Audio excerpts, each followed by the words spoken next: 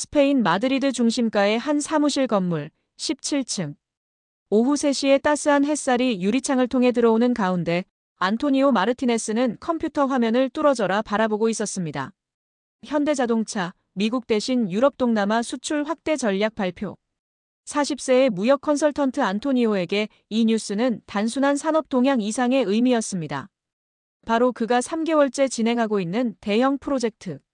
마이너스 유럽 자동차 시장 진출 전략 컨설팅의 핵심 변수였으니까요. 이 프로젝트의 성공 여부는 그의 승진과 직결되어 있었습니다. 문득 3년 전 한국 출장 때의 기억이 떠올랐습니다. 인천과 울산에서 본 그 경이로운 생산시설들. 그리고 무엇보다 그때 만났던 현대차 유럽법인의 김민준 과장. 완벽한 영어로 한국 자동차 산업의 기술력을 설명하던 그의 모습이 선명했습니다. 흥미로운 뉴스군. 뒤에서 들려온 목소리에 안토니오는 고개를 돌렸습니다.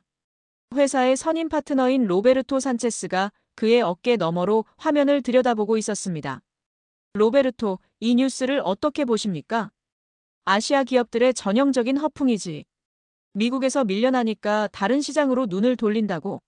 그들이 유럽 시장의 복잡성을 이해한다고 생각하나? 로베르토의 목소리에는 확신이 담겨 있었습니다. 60대의 그는 30년간 유럽 무역업계에서 일해온 베테랑이었지만 동시에 강한 유럽 중심주의 성향을 가지고 있었습니다. 하지만 제가 직접 본 한국의 기술력은 안토니오, 자네가 3년 전에 한번 다녀온 걸로 그들을 과대평가하는 건 아닌가? 아시아 기업들은 겉보기만 화려하지 실제로는 신뢰할 수 없어. 로베르토의 말에 안토니오는 잠시 말을 잃었습니다. 하지만 그가 한국에서 목격했던 것들, 로봇이 정밀하게 움직이는 스마트 팩토리, 완벽하게 체계화된 품질 관리 시스템, 그리고 무엇보다 김민준이 보여준 전문성과 진정성, 이 모든 것들이 단순한 거칠애였을까요? 특히 지금 진행하고 있는 프로젝트를 생각해보게. 우리 고객사들이 원하는 건 검증된 파트너십이야. 불확실한 아시아 기업들에 베팅하라고 권할 수는 없지. 로베르토의 경고에 안토니오는 깊은 고민에 빠졌습니다. 현재 그가 담당하고 있는 프로젝트는 여러 유럽 자동차 부품업체들의 아시아 시장 진출을 돕는 일이었습니다. 만약 그가 한국 기업들과의 협력을 추천했다가 문제가 생긴다면 그의 커리어에 치명적 타격을 입을 수도 있었습니다. 하지만 안토니오가 망설이며 입을 열었습니다. 하지만은 없네. 자네도 알다시피 이 업계에서 신뢰는 생명이야. 한번 잘못된 판단으로 고객을 실망시키면 회복하기 어려워. 로베르토가 안토니오의 어깨를 두드리며 말했습니다. 물론 자네가 열심히 조사하고 분석하는 건 좋지만 현실을 직시해야 해. 아시아 기업들, 특히 한국 기업들이 정말로 유럽에서 성공할 수 있을 거라고 생각하나? 로베르토가 자리를 떠난 후 안토니오는 혼자 남아 생각에 잠겼습니다. 화면 속 뉴스는 여전히 현대차의 전략 전환을 보도하고 있었고 그의 마음속에는 두 가지 상반된 목소리가 들려오고 있었습니다. 한편으로는 로베르토의 경고가 현실적으로 타당해 보였습니다. 30년 경력의 선배가 주는 조언을 무시할 수는 없었으니까요. 하지만 다른 한편으로는 3년 전 한국에서 본 그 놀라운 현실들이 계속 떠올랐습니다. 특히 김민준과 나눴던 대화들. 그는 단순한 영업사원이 아니라 진정한 전략가였습니다. 안토니오는 천천히 휴대폰을 들어 연락처를 확인했습니다. 김민준의 번호가 여전히 저장되어 있었습니다. 3년이 지났지만 과연 그와 다시 연락을 취해볼까요? 그 순간 안토니오의 머릿속에 한 가지 확신이 들었습니다. 이 문제의 답은 추측이나 편견이 아닌 정확한 사실과 현장의 목소리에서 찾을 수 있을 것이라는. 본격적인 이야기를 시작하기 전에 넘버원 코리아 구독과 좋아요 한 번씩 눌러주시면 큰 힘이 됩니다. 그럼 바로 시작하겠습니다. 안녕하세요. 제가 바로 안토니오 마르티네스입니다. 로베르토와의 대화 이후 저는 밤잠을 설쳤습니다. 그의 경고가 머릿속을 맴돌았지만 동시에 3년 전 한국에서의 경험이 계속 떠올랐습니다. 결국 다음 날 아침 저는 결심을 했습니다. 김민준에게 연락을 해보기로 말입니다. 안토니오, 정말 오랜만이네요. 화상통화 너머로 들려온 김민준의 목소리는 3년 전 그대로였습니다. 현대차 유럽법인 전략기획팀 과장인 그는 여전히 밝고 전문적인 모습이었습니다. 민준 씨, 갑자기 연락드려서 죄송합니다. 최근 현대차의 유럽 수출 확대 발표를 보고 궁금한 점들이 있어서요. 아, 그건 말씀이시군요. 사실 저희도 많은 준비를 해왔습니다. 특히 유럽 시장에 대한 이해도를 높이기 위해 지난 3년간 상당한 투자를 했거든요. 김민준의 설명을 들으며 저는 왜 로베르토가 한국 기업들을 과소평가하는지 이해할 수 없었습니다. 김민준이 보여주는 시장 분석과 전략적 사고는 어떤 유럽 기업 임원들과 비교해도 전혀 뒤지지 않았습니다.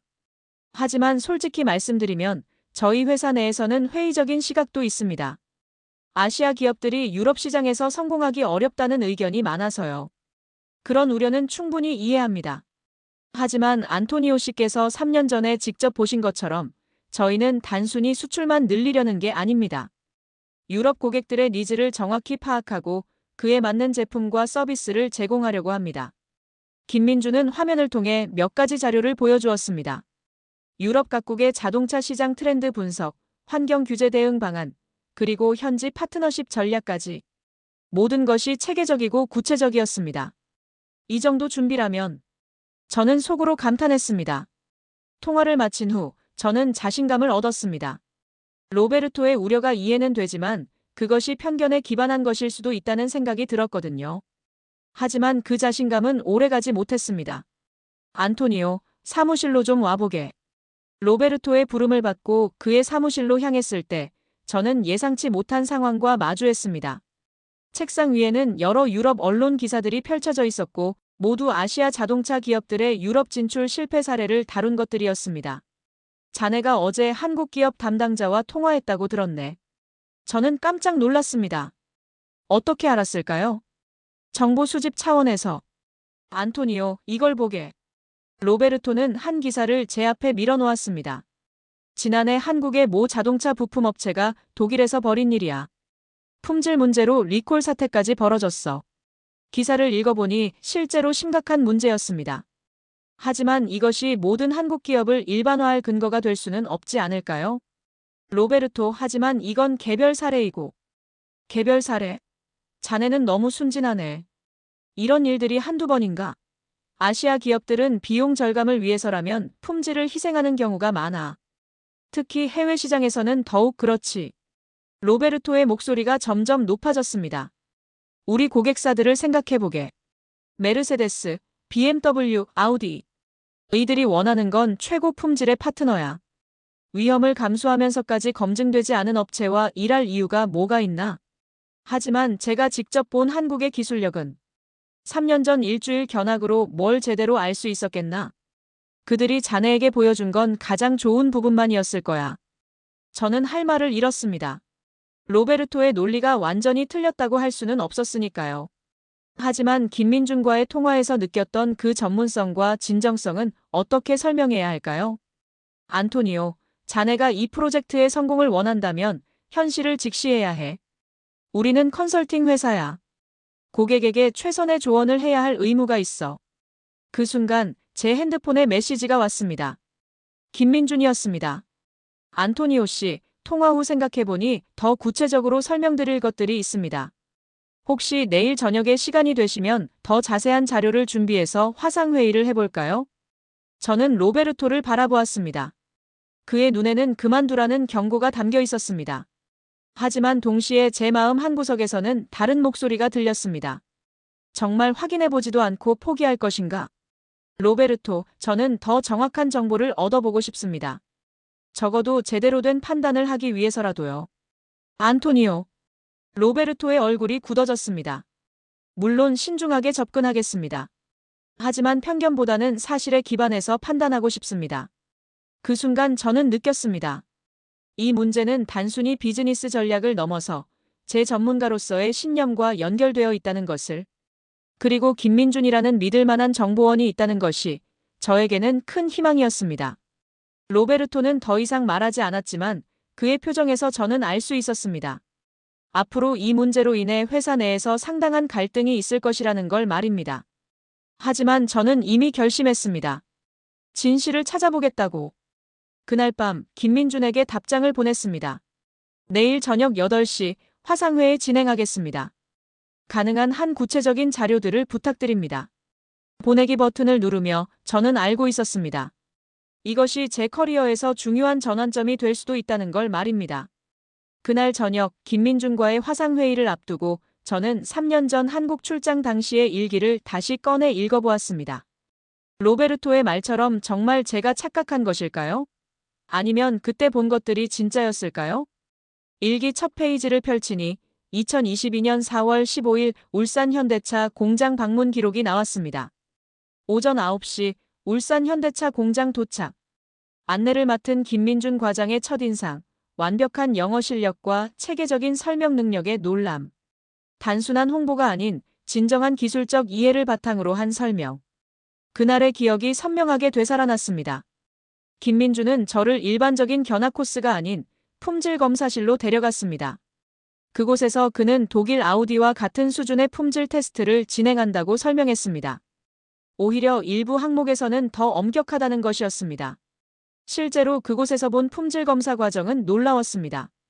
단일 부품 하나에 대해서도 17가지 테스트를 거치고 있었고 불합격률은 0.001% 이하를 유지하고 있었습니다.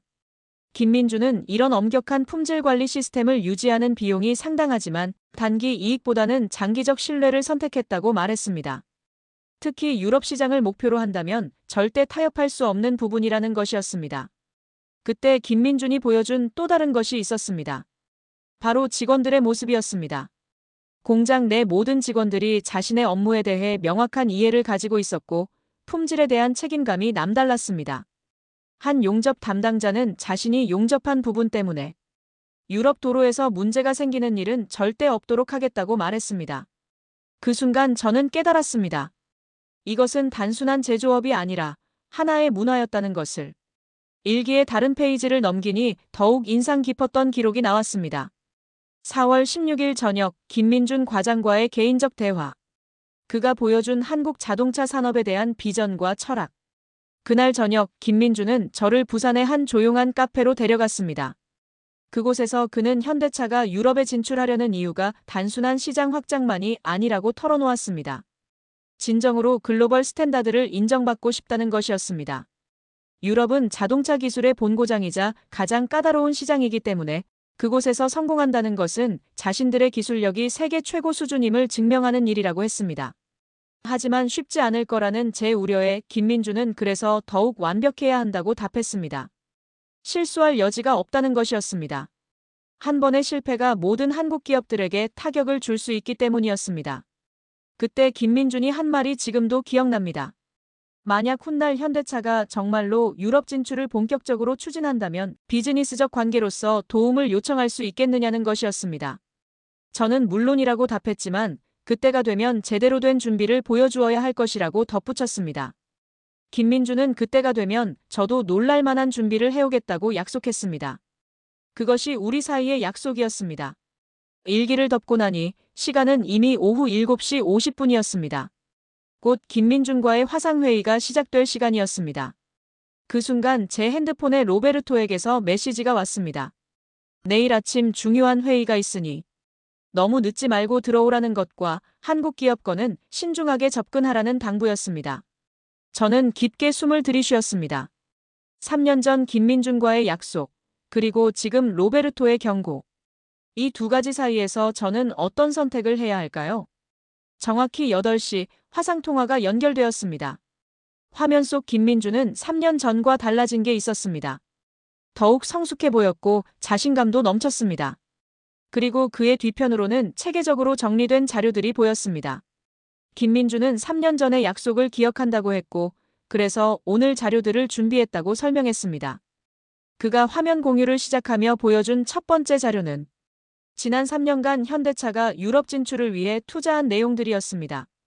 유럽 각국의 환경 규제 대응을 위한 기술 개발, 현지 파트너십 구축, 유럽 소비자 선호도 조사 결과 등 모든 것이 구체적이고 실질적이었습니다.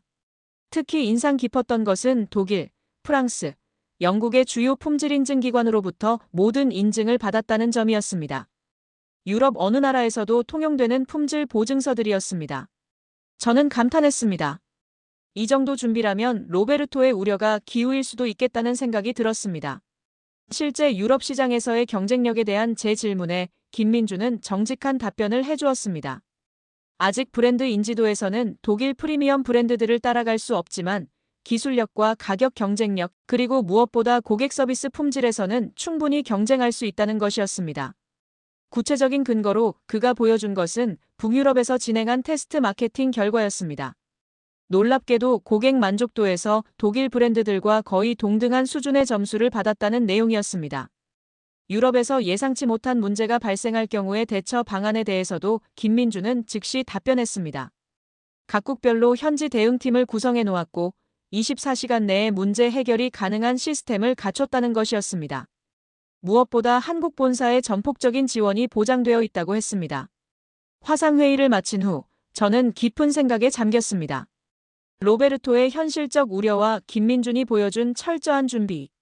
이 둘 사이에서 저는 어떤 판단을 내려야 할까요? 하지만 한 가지는 분명했습니다. 3년 전 김민준과 나눈 약속이 헛되지 않았다는 것. 그리고 그들의 준비가 진짜라는 건 말입니다. 문제는 이것을 로베르토와 회사에 어떻게 설득할 것인가였습니다. 다음 날 아침, 저는 평소보다 일찍 사무실에 도착했습니다. 김민준과의 화상회의에서 받은 인상을 정리하고 로베르토와의 회의를 준비하기 위해서였습니다. 하지만 제가 컴퓨터를 켜는 순간 예상치 못한 뉴스 헤드라인이 저를 경악하게 만들었습니다. 미국 조지아주 현대차 공장서 대규모 이민 단속, 475명 체포. 저는 마우스를 클릭해 기사를 자세히 읽어보았습니다. 2025년 9월 4일 조지아주에 있는 현대차와 현대 LG 전기차 배터리 공장 부지에서 미국 이민 단속국이 대규모 단속을 벌였다는 내용이었습니다. 체포된 475명 중 상당수가 한국인 노동자들이었고 이로 인해 한국 정부와 미국 사이에 외교적 마찰까지 일어나고 있다는 것이었습니다. 저는 순간 머리가 멍해졌습니다. 바로 어제까지만 해도 김민준이 보여준 완벽한 준비와 체계적인 계획에 감탄하고 있었는데 갑자기 이런 일이 터진 것입니다. 더욱 충격적인 것은 이 사건이 현대차의 미국 내 생산 확대 계획과 정면으로 충돌한다는 점이었습니다. 김민준이 어제 언급했던 전략들이 한순간에 위험에 처한 것처럼 보였습니다. 일찍 왔군, 안토니오. 뒤에서 들려온 목소리에 고개를 돌리니 로베르토가 서 있었습니다. 평소보다 더 일찍 출근한 그의 얼굴에는 복잡한 표정이 서려 있었습니다. 로베르토, 이 뉴스를 보셨나요? 물론이지. 그래서 일찍 온 거야. 로베르토는 제 옆에 앉으며 한숨을 쉬었습니다. 자네가 어제 그 한국 친구와 화상회의를 한 바로 그 시점에 이런 일이 터진 거야. 로베르토의 말에는 특별한 감정이 담겨 있지 않았지만 저는 그 속뜻을 알 수 있었습니다. 마치 내가 경고했지 않았나라는 메시지 같았습니다. 하지만 이것은 현대차 자체의 문제라기보다는 안토니오, 문제의 본질을 봐야 해. 이것이 단순한 법적 문제가 아니라는 걸 말이야. 로베르토는 자신의 컴퓨터에서 관련 기사들을 출력해왔습니다. 미국 내 여러 언론들이 이 사건을 보도한 내용들이었습니다. 일부 언론들은 한국 기업들의 미국 진출 과정에서의 법규 준수 문제를 제기하고 있었고 조지아주 일부 정치인들은 외국 기업 투자에 대한 재검토 필요성을 언급하고 있었습니다. 자네도 봤겠지만 이 문제는 단순히 현대차 한 회사의 문제로 끝나지 않을 거야. 한국 기업 전체에 대한 신뢰도 문제로 번질 가능성이 높아. 로베르토의 분석은 냉정하면서도 현실적이었습니다. 실제로 몇몇 기사들을 읽어보니 이미 다른 한국 기업들의 미국 투자 계획에도 영향을 미칠 것이라는 전문가 의견들이 나오고 있었습니다. 특히 지금 시점에서 이런 일이 터진 건 정말 최악이야. 미국의 보호무역주의가 강화되고 있는 상황에서 말이지. 그때 제 핸드폰이 울렸습니다. 김민준이었습니다. 저는 잠시 망설였지만 로베르토 앞에서 전화를 받았습니다. 김민준의 목소리는 평소와 달리 무겁고 긴장된 상태였습니다. 조지아 사태로 인해 본사가 비상 상황에 들어갔다는 것이었습니다. 어제까지만 해도 자신감에 넘쳤던 그의 목소리에서 이제는 우려가 묻어났습니다. 통화를 마치고 나니 로베르토가 저를 바라보고 있었습니다. 어떤 얘기였나? 현대차 본사가 비상 상황에 들어갔다고 합니다. 미국 내 모든 사업 계획을 재검토하고 있다고. 그럴 수밖에 없지. 이런 상황에서 무리하게 추진했다가는 더 큰 문제가 생길 수도 있으니까. 로베르토는 잠시 생각에 잠긴 후 말을 이었습니다.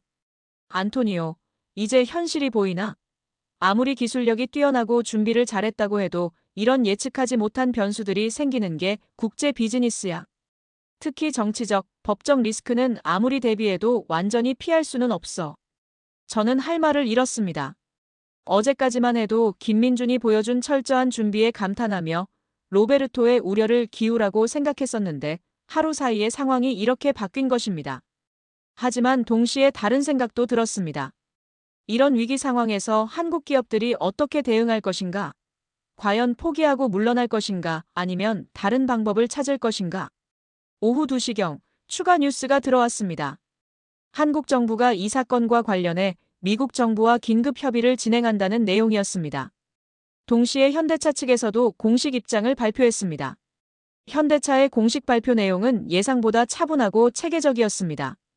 우선 체포된 직원들의 신변 보호를 위해 최선을 다하고 있다는 것, 그리고 모든 법적 절차에 적극 협조하겠다는 것이었습니다. 무엇보다 인상 깊었던 것은 이 사건이 현대차의 조지아 투자 계획에 미칠 영향을 최소화하기 위해 노력하겠다는 부분이었습니다. 포기하지 않겠다는 뜻이군. 저는 속으로 중얼거렸습니다. 로베르토도 이 발표문을 읽어보고 있었습니다. 흥미롭네. 보통이라면 한 발 물러서는 게 일반적인데 오히려 더 적극적으로 나서려는 것 같아. 어떻게 생각하세요? 글쎄, 두 가지 가능성이 있지. 하나는 정말로 문제를 해결할 자신이 있다는 것이고, 다른 하나는 너무 많이 투자해서 이제 와서 물러설 수 없다는 것이고. 그날 저녁 집에 돌아와서도 저는 계속 이 문제를 생각했습니다. 조지아 사태는 분명 심각한 위기였습니다. 하지만 동시에 이것이 한국 기업들, 특히 현대차의 진짜 실력을 보여줄 기회가 될 수도 있지 않을까 하는 생각도 들었습니다. 어제까지만 해도 김민준이 보여준 그 철저한 준비와 전문성이 단순한 계획으로 끝날 것인가? 아니면 이런 위기 상황에서도 빛을 발할 것인가? 그리고 무엇보다 중요한 것은 이 상황이 저의 프로젝트와 커리어에 어떤 영향을 미칠 것인가 하는 점이었습니다. 로베르토의 말이 맞다면 지금 한국 기업들과 협력을 추진하는 것은 위험한 도박일 수 있습니다. 하지만 만약 현대차가 이 위기를 슬기롭게 극복한다면 그때는 오히려 더 큰 기회가 될 수도 있을 것입니다. 그날 밤 저는 하나의 결심을 했습니다. 조금 더 지켜보자는 것이었습니다. 현대차가 이 위기를 어떻게 해결하는지, 그리고 김민준이 어떤 역할을 할 것인지 말입니다. 하지만 그 결심이 얼마나 어려운 길이 될지는 그때는 알 수 없었습니다. 조지아 사태가 터진 지 일주일이 지났습니다. 그동안 상황은 저에게 유리하게 흘러가지 않았습니다. 유럽 내 여러 언론들이 한국 기업들의 미국 진출 과정에서 발생한 법적 문제들을 부각시키기 시작했고, 제가 담당하고 있는 프로젝트의 주요 고객사들도 우려의 목소리를 내기 시작했습니다. 특히 독일의 한 주요 부품업체 CEO는 직접적으로 문제를 제기했습니다. 한국 기업들과의 협력에 대해 재검토가 필요하다는 것이었습니다. 이는 제게 치명적인 타격이었습니다. 이 프로젝트의 성공 여부가 제 승진과 직결되어 있었기 때문입니다. 더욱 심각한 것은 회사 내부의 분위기였습니다. 로베르토는 물론이고 다른 동료들까지 제 판단력에 대해 의문을 표하기 시작했습니다. 특히 월요일 아침 전체 회의에서 벌어진 일은 저에게 큰 충격이었습니다. 안토니오의 아시아 시장 분석 보고서를 검토해봤는데 현실적 위험 요소들이 충분히 반영되지 않은 것 같습니다. 동료 중 한 명이 제기한 이 의견에 회의실 분위기가 싸늘해졌습니다. 평소 저를 지지해주던 동료들마저 고개를 끄덕이는 모습을 보며 저는 회사 내에서 얼마나 고립되어 가고 있는지를 실감했습니다. 로베르토는 회의 후 저를 별도로 불러 조심스럽게 조언했습니다. 지금이라도 방향을 수정하는 것이 좋겠다는 것이었습니다. 한국 기업들과의 협력 방안을 축소하고 대신 검증된 유럽 기업들과의 파트너십에 집중하자는 제안이었습니다. 안토니오, 자네의 전문성을 의심하는 게 아니야. 다만 지금 상황에서는 보수적으로 접근하는 게 맞다고 생각해. 로베르토의 말은 합리적이었습니다. 하지만 동시에 저는 3년 전 한국에서 본 그 놀라운 현실들과 김민준이 보여준 전문성을 쉽게 포기할 수 없었습니다. 그날 오후 김민준에게서 연락이 왔습니다. 조지아 상황과 관련해 중요한 발표가 있을 예정이라는 것이었습니다. 그는 가능하다면 조지아주 현지에서 진행될 기자회견에 참석해달라고 요청했습니다. 현대차 측에서 이번 사태에 대한 종합적인 해결 방안을 제시할 예정이라는 것이었습니다. 저는 깊은 고민에 빠졌습니다. 지금 조지아로 가는 것은 회사 내에서 저의 입지를 더욱 어렵게 만들 수 있었습니다. 로베르토와 다른 동료들의 반대에도 불구하고 한국 기업을 끝까지 옹호한다는 인상을 줄 수 있었으니까요. 하지만 동시에 이것이 마지막 기회일 수도 있다는 생각이 들었습니다. 현대차가 정말로 이 위기를 극복할 수 있는지, 아니면 결국 포기하고 철수할 것인지를 직접 확인할 수 있는 기회 말입니다. 그날 저녁 집에서 아내와 이 문제를 상의했습니다. 아내는 평소 제 일에 직접적으로 개입하지 않는 편이었지만 이번만은 진지하게 걱정을 표했습니다. 당신이 옳다고 생각하는 길을 가는 건 좋지만 가족을 생각해서라도 너무 위험한 도박은 하지 말아요. 아내의 말이 맞았습니다. 저에게는 두 아이와 아내가 있었고 안정적인 수입이 필요했습니다. 승진을 놓치는 것도 문제였지만 더 큰 문제는 회사 내에서의 신뢰를 완전히 잃을 수 있다는 점이었습니다. 밤늦게까지 고민한 끝에 저는 하나의 결론에 도달했습니다. 조지아로 가되 이것을 마지막으로 하자는 것이었습니다. 만약 현대차가 이번 기회에 확실한 해결책을 제시하지 못한다면 저도 로베르토의 조언을 받아들여 방향을 수정하기로 했습니다. 다음 날 아침 로베르토에게 조지아 출장 계획을 알렸습니다. 예상대로 그는 강하게 반대했습니다. 지금 그곳에 가는 게 무슨 의미가 있나? 상황만 더 복잡해질 뿐이야. 마지막으로 확인해보고 싶습니다. 제 전문가로서의 판단이 정말 틀렸는지 말입니다. 안토니오. 로베르토의 목소리에는 실망이 묻어났습니다. 하지만 저는 이미 결심했습니다. 김민준에게 연락해 조지아행 일정을 확정지었습니다. 그는 저의 결정을 매우 고마워했지만 동시에 미안하다는 마음도 표했습니다. 자신들 때문에 저에게 어려움이 생긴 것 같다는 것이었습니다. 조지아로 떠나기 전날 밤, 저는 다시 한번 3년 전 일기를 읽어보았습니다. 그때 김민준이 했던 말들, 그리고 한국 공장에서 본 그 인상적인 모습들. 과연 그것들이 진짜였을까요? 아니면 단순한 착각이었을까요? 일기 마지막 페이지에는 제가 한국을 떠나면서 쓴 소감이 적혀 있었습니다. 한국의 자동차 산업은 이미 세계 최고 수준에 도달했다. 문제는 이것을 세계가 인정해줄 것인가 하는 점이다. 하지만 김민준 같은 전문가들이 있는 한 언젠가는 반드시 성공할 것이라고 확신한다. 그 확신이 과연 옳았는지 이제 조지아에서 확인하게 될 것입니다. 조지아로 향하는 비행기 안에서 저는 한 가지 사실을 깨달았습니다. 이번 여행이 단순히 현대차의 위기 대응 능력을 확인하는 것을 넘어서 저 자신의 전문가로서의 신념을 시험하는 여행이 될 것이라는 점이었습니다. 만약 현대차가 이 위기를 극복하지 못한다면 저는 로베르토가 옳았다는 것을 인정해야 할 것입니다. 그리고 앞으로는 더욱 보수적이고 안전한 길만을 선택해야 할 것입니다. 하지만 만약 그들이 성공한다면 그것은 제 전문가적 판단이 옳았다는 것을 의미할 것입니다. 그리고 한국 기업들과의 협력이 정말로 미래를 여는 열쇠가 될 수 있다는 것을 증명하는 일이 될 것입니다. 비행기가 애틀란타 공항에 착륙하면서 저는 알 수 있었습니다. 이제 돌이킬 수 없는 지점을 넘어섰다는 것을. 그리고 다음 24시간이 제 인생의 중요한 전환점이 될 것이라는 것을 말입니다. 조지아주 세비나에 도착한 저는 현대차 공장 부지를 둘러보며 복잡한 심정이었습니다. 언론 보도를 통해 알고 있던 상황과 실제 현장 사이에는 분명한 차이가 있었습니다. 김민준은 공항에서 저를 마중 나왔습니다. 일주일 전 화상통화에서 보았던 무거운 표정은 여전했지만 그의 목소리에는 차분함이 돌아와 있었습니다. 안토니오 씨, 직접 와서 상황을 보시는 것이 좋겠다고 생각했습니다. 언론에 나오지 않은 부분들이 많거든요. 공장으로 향하는 차 안에서 김민준은 지난 일주일 동안의 상황을 차근차근 설명해 주었습니다.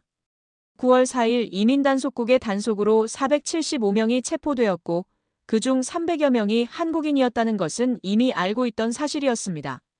가장 큰 문제는 배터리 공장 건설이 중단된 것입니다. 전문 기술 인력들이 대부분 본국으로 돌아가면서 공사 재개 시점을 가늠하기 어려워졌어요. 실제로 현장에 도착해보니 상황은 명확했습니다. 전기차를 생산하는 메타플랜트 아메리카는 정상적으로 가동되고 있었습니다. 아이오닉5와 아이오닉9의 생산 라인에서 조립되고 있었고 1,300여 명의 직원들이 평소와 다름없이 업무를 진행하고 있었습니다. 하지만 인근에 건설 중이던 현대차 LG에너지솔루션 합작 배터리 공장은 완전히 멈춰 있었습니다. 거대한 건설 장비들이 그대로 서 있었고 건설 현장은 적막했습니다. 원래 내년 상반기 가동 예정이었는데 최소 2-3개월은 늦어질 것 같습니다. 김민준의 설명에 저는 상황의 심각성을 실감했습니다. 그날 오후 예상치 못한 소식이 전해졌습니다. 현대차가 뉴욕에서 열린 투자자의 날 행사에서 조지아 공장에 27억 달러를 추가 투자하겠다고 발표한 것입니다. 동시에 3,000명의 신규 고용 계획도 공개되었습니다. 이 시점에 이런 발표를 한다는 것은 저는 김민준을 바라보았습니다. 본사의 의지 표명입니다. 이번 사태로 조지아에서 철수한다는 추측들이 많았거든요. 하지만 오히려 투자를 확대하겠다고 선언한 거죠. 김민준은 현대차 미국 법인 CEO 호세 무뇨스의 발언을 전해주었습니다. 무뇨스 CEO는 이번 단속 사건에 대해 사전 통보를 받지 못했다고 밝혔으며 동시에 미국 정부와의 협력 의지를 강조했다고 했습니다. 특히 인상 깊었던 것은 무뇨스 CEO의 다음 발언이었습니다. 미국에는 이러한 전문 배터리 공장을 건설할 수 있는 전문 지식이 존재하지 않습니다. 미국 정부는 이러한 유형의 상황을 해결하기 위해 더 나은 해결책이 필요하다는 것을 인정했습니다. 이는 단순한 변명이 아니라 현실적인 문제 인식이었습니다. 첨단 배터리 기술은 하루아침에 습득할 수 있는 것이 아니었고 한국의 기술진들이 가진 노하우는 대체하기 어려운 것이었습니다. 그날 저녁 김민준과 함께 현지 상황에 대해 더 자세히 이야기를 나눴습니다. 그는 이번 사건이 한국 기업들에게는 위기이지만 동시에 미국과의 관계를 재정립할 기회가 될 수도 있다고 말했습니다. 트럼프 대통령도 9월 7일 트루스 소셜을 통해 입장을 밝혔어요. 외국 기업의 투자는 환영하지만 합법적인 절차를 거쳐야 한다는 것이었습니다. 동시에 미국 노동자들을 고용하고 훈련시킬 것을 요구했고요. 실제로 현대차의 대응도 이런 방향으로 이루어지고 있었습니다. 9월 30일에는 조지아주 서베너 공과대학에서 미국인을 대상으로 한 공개 채용 행사가 예정되어 있다고 했습니다. 특히 군 관계자나 재향군인들에게도 문호를 개방한다는 점이 인상적이었습니다. 결국 현지화가 답이라는 걸 이번 사건을 통해 더욱 명확하게 깨달았습니다. 김민준의 말에 저는 고개를 끄덕였습니다. 하지만 동시에 한 가지 우려도 있었습니다. 지역 노조의 반발이었습니다. 일부 노조에서는 불법 체류 한국인들이 미국인들의 일자리를 빼앗는다는 주장을 제기하고 있었습니다. 실제로 배관공과 용접공 등을 대표하는 지역 노조는 몇 달 전 65명의 노조원이 해고된 후 한국인 노동자들이 그들을 대체했다고 불만을 표시한 바 있었습니다. 이런 갈등을 어떻게 해결할 수 있을까요? 제가 물었습니다. 시간이 걸리겠지만 결국 상생의 방법을 찾아야 합니다. 우리의 기술과 그들의 노동력이 함께 어우러질 수 있는 방식으로 말이죠. 그날 밤 호텔에서 저는 오늘 본 것들을 정리해 보았습니다. 위기는 분명했지만 포기는 없었습니다. 현대차는 오히려 더 큰 투자를 약속했고 현지화를 통한 해결책을 모색하고 있었습니다. 무엇보다 인상 깊었던 것은 김민준을 비롯한 현대차 관계자들의 태도였습니다. 그들은 이번 사건을 단순한 위기로 보지 않고 더 나은 협력 관계를 구축할 기회로 인식하고 있었습니다. 로베르토에게 보낼 보고서를 작성하면서 저는 한 가지 확신을 얻었습니다. 한국 기업들이 직면한 도전은 분명 어려운 것이지만 그들이 보여주는 대응 방식은 충분히 신뢰할 만하다는 것이었습니다. 27억 달러 추가 투자 발표, 3,000명 고용 계획, 미국인 대상 공개 채용. 이 모든 것들은 단순한 홍보가 아니라 실질적인 해결 의지의 표현이었습니다. 창밖으로 보이는 조지아의 밤하늘 아래 현대차 공장의 불빛이 여전히 밝게 빛나고 있었습니다. 위기 속에서도 멈추지 않는 그 불빛을 보며 저는 내일 스페인으로 돌아가 무엇을 말해야 할지 알 수 있었습니다. 조지아에서 스페인으로 돌아오는 비행기 안에서 저는 지난 며칠간의 경험을 차근차근 정리해 보았습니다. 현대차가 27억 달러 추가 투자를 발표한 것, 3,000명 고용 계획을 공개한 것, 그리고 무엇보다 위기 상황에서도 포기하지 않겠다는 의지를 분명히 한 것. 이 모든 것들이 제게는 하나의 명확한 메시지로 다가왔습니다. 마드리드 공항에 도착했을 때는 이미 저녁 시간이었습니다. 하지만 저는 집으로 바로 가는 대신 사무실로 향했습니다. 로베르토와 동료들에게 조지아에서 본 것들을 정확히 전달해야 한다는 생각이 들었기 때문입니다. 사무실에는 아직 불이 켜져 있었습니다. 로베르토가 늦게까지 남아있는 것 같았습니다. 문을 두드리고 들어가니 그는 책상에 쌓인 서류들을 정리하고 있었습니다. 안토니오, 돌아왔군. 어떻게 됐나? 로베르토의 첫 질문은 예상했던 것이었습니다. 하지만 그의 표정에서는 이전과 달리 진지한 관심을 읽을 수 있었습니다. 저는 천천히 조지아에서의 경험을 설명하기 시작했습니다. 배터리 공장이 중단된 상황, 하지만 전기차 공장은 정상 가동되고 있다는 점, 그리고 무엇보다 현대차의 추가 투자 발표에 대해서 말입니다. 27억 달러 추가 투자라. 로베르토는 잠시 생각에 잠겼습니다. 이 시점에서 그런 발표를 한다는 것은 분명 의미가 있겠군. 맞습니다. 단순히 위기 관리 차원이 아니라 장기적인 전략의 표현이라고 봅니다. 저는 무뇨스 CEO의 발언을 전해주었습니다. 미국에는 첨단 배터리 공장을 건설할 전문 지식이 존재하지 않는다는 현실적 인정, 그리고 이를 해결하기 위한 정부 차원의 노력이 필요하다는 지적 말입니다. 흥미롭군. 결국 기술적 우위가 핵심이라는 얘기네. 로베르토의 반응이 이전과 달라진 것을 저는 느낄 수 있었습니다. 며칠 전만 해도 한국 기업에 대해 회의적이었던 그가 이제는 객관적으로 상황을 분석하려는 모습을 보이고 있었습니다. 그런데 현지 노조의 반발은 어떻게 해결할 계획인가? 그것도 현실적으로 접근하고 있습니다. 저는 9월 30일 예정된 미국인 대상 공개 채용 행사에 대해 설명했습니다. 위기를 기회로 바꿔 현지화를 가속화하는 전략으로 보입니다. 로베르토는 고개를 끄덕였습니다. 안토니오, 솔직히 말하면 자네가 조지아에 가겠다고 했을 때는 우려가 많았네. 하지만 지금 듣고 보니 그것이 옳은 판단이었던 것 같아. 그의 인정에 저는 안도했습니다. 하지만 더 중요한 것은 이제부터였습니다. 로베르토, 이제 우리 프로젝트 방향을 어떻게 설정해야 할까요? 자네 생각은 어떤가? 조지아에서 본 것을 바탕으로 하면 한국 기업들과의 협력은 여전히 유효한 선택지라고 생각합니다. 다만 접근 방식을 조정할 필요가 있겠죠. 저는 구체적인 제안을 했습니다. 단순한 기술 도입이 아니라 유럽 현지 기업들과 한국 기업들 간의 상호 보완적 파트너십을 구축하는 방향으로 가자는 것이었습니다. 한국의 첨단 기술과 유럽의 시장 경험을 결합하는 건 말입니다. 현대차가 조지아에서 보여준 것처럼 현지화와 상생을 전제로 한 협력 모델을 유럽에도 적용할 수 있을 것입니다. 로베르토는 잠시 침묵했습니다. 그리고 나서 천천히 입을 열었습니다. 안토니오, 자네가 옳았네. 나는 너무 보수적으로만 접근했던 것 같아. 위험을 피하려고만 하다 보니 기회를 놓칠 뻔했군. 그의 솔직한 인정에 저는 감동했습니다. 30년 경력의 베테랑이 후배의 판단을 인정한다는 것은 쉬운 일이 아니었을 것입니다. 하지만 로베르토의 우려도 틀리지 않았습니다.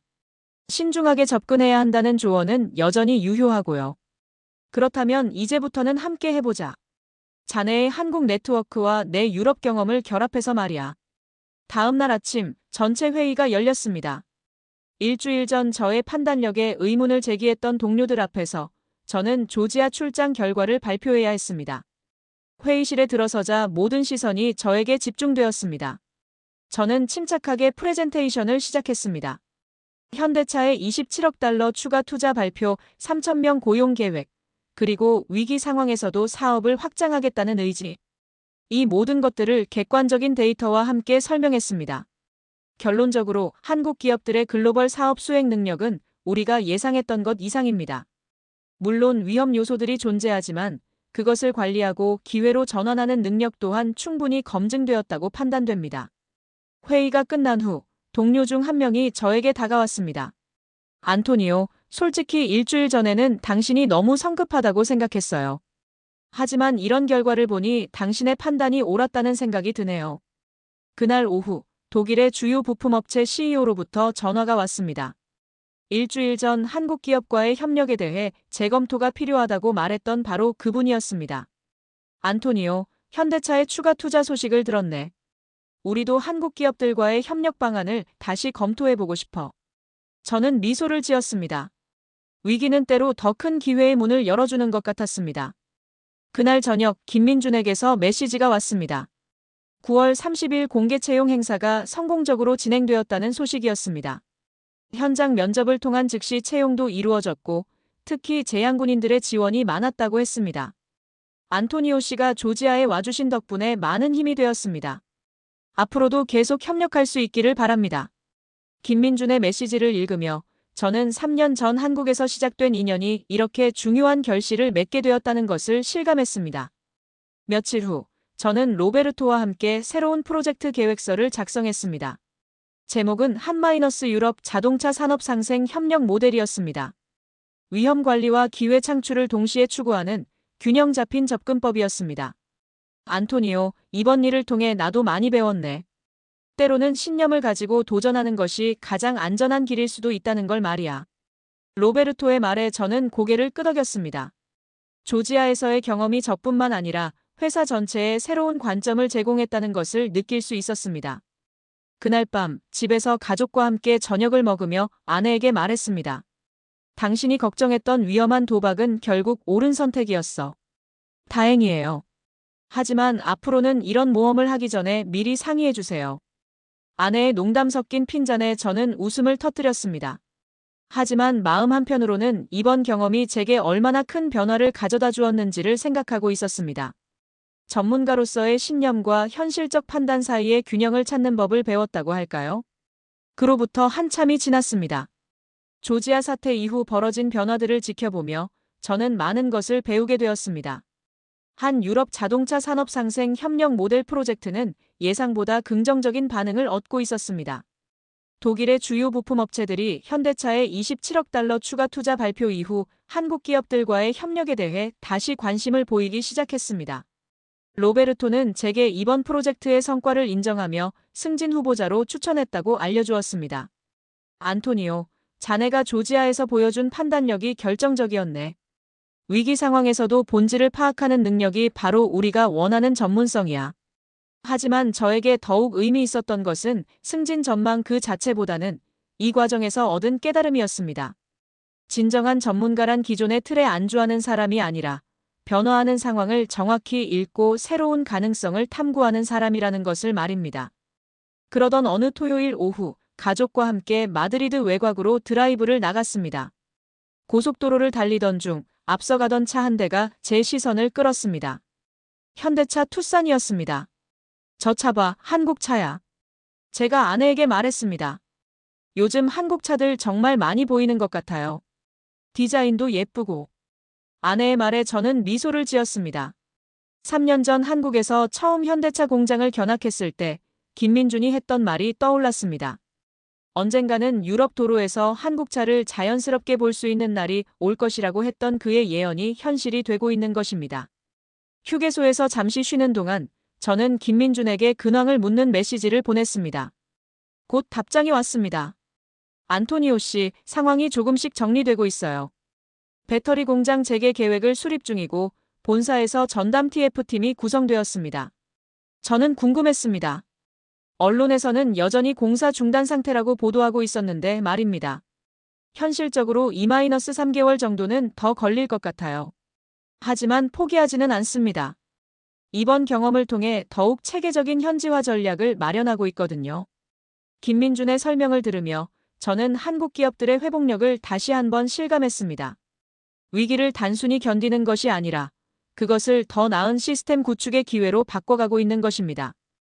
무엇보다 이번 일로 미국 정부와의 소통 채널이 더 원활해졌어요. 트럼프 대통령도 합법적인 투자는 환영한다는 입장을 명확히 했고 새로운 비자 체계 구축에 현대차가 파일럿 역할을 하게 될 것 같습니다. 이것이야말로 위기를 기회로 바꾸는 전형적인 사례라고 생각했습니다. 단순히 문제를 해결하는 것을 넘어서 향후 다른 기업들도 참고할 수 있는 모델을 만들어가고 있는 것입니다.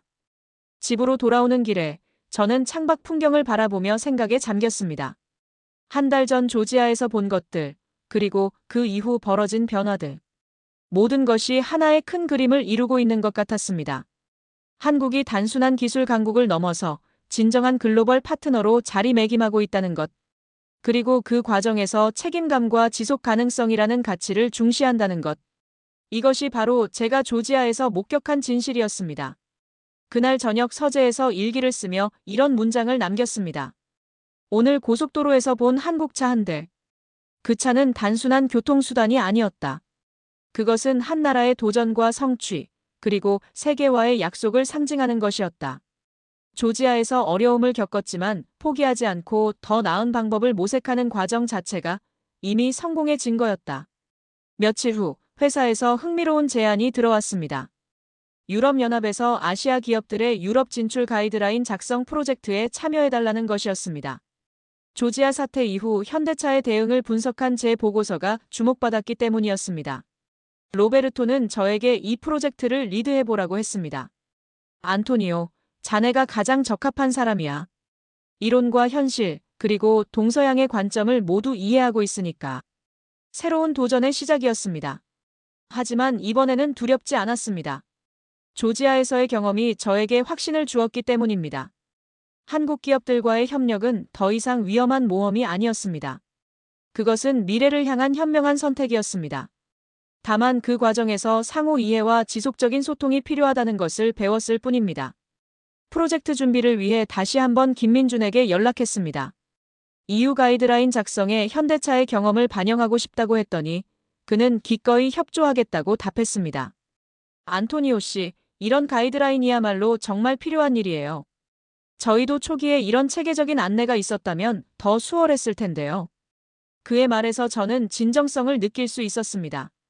자신들의 어려운 경험이 다른 기업들에게는 도움이 되기를 바라는 마음 말입니다.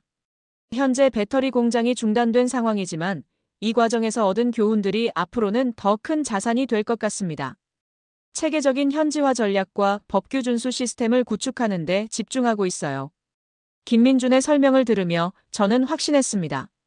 한국 기업들이 단순히 위기를 극복하는 것을 넘어서 더 성숙한 글로벌 기업으로 진화하고 있다는 것을. 그날 밤 가족과 함께 저녁을 먹으며 아내에게 말했습니다. 새로운 프로젝트가 시작된다면서요? 아내가 물었습니다. 응, 이번에는 EU 차원의 가이드라인을 만드는 일이야. 하지만 이번에는 다를 거야. 뭐가요? 이제는 단순히 위험을 분석하는 것이 아니라 상생의 방법을 찾아내는 일이야. 서로 다른 문화와 기업들이 함께 성장할 수 있는 방법을 말이지. 아내는 미소를 지으며 고개를 끄덕였습니다. 그런 일을 하는 당신이 자랑스러워요. 그날 밤 잠자리에 들기 전 마지막으로 창밖을 내다보았습니다. 마드리드의 밤하늘 아래 도시의 불빛들이 반짝이고 있었습니다. 그 불빛들 사이로 내일 또 다른 한국차가 지나갈 것입니다. 그리고 그 차는 단순한 교통수단이 아니라 두 나라 사이의 신뢰와 협력, 그리고 함께 극복해온 어려움의 상징일 것입니다. 조지아에서 시작된 이야기는 아직 끝나지 않았습니다. 배터리 공장이 재개될 때까지는 시간이 더 걸리겠지만 그 과정에서 만들어질 새로운 협력 모델이 더욱 기대됩니다. 그리고 저는 그 이야기의 한 페이지를 함께 써나갈 준비가 되어 있었습니다. 한국과 유럽, 그리고 세계가 진정한 파트너로 함께 성장해 나가는 미래. 그것이 바로 제가 꿈꾸는 내일입니다. 지금까지 현대차 조지아 사태를 통해 본 한국 기업의 진면목에 대해 살펴보았습니다. 위기 앞에서도 포기하지 않는 한국의 저력, 그리고 책임감 있는 글로벌 파트너십의 가치를 확인할 수 있었던 시간이었습니다.